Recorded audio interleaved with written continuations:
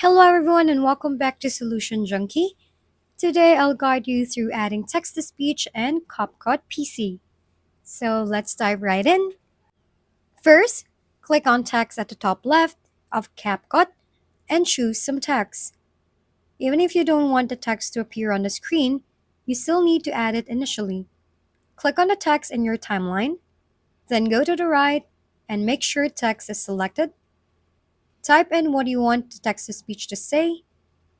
Customize the text if you plan to keep it on screen.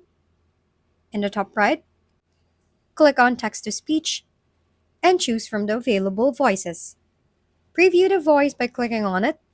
If you're satisfied, click on Start Reading in the bottom right to generate the audio track. You can choose to keep or delete the Please text afterward. subscribe to my And channel. that's it. This has been Solution Junkie. Don't forget to leave a thumbs up, subscribe, and hit the bell button to stay updated on our latest uploads. If you have any questions or video recommendation, leave them down below.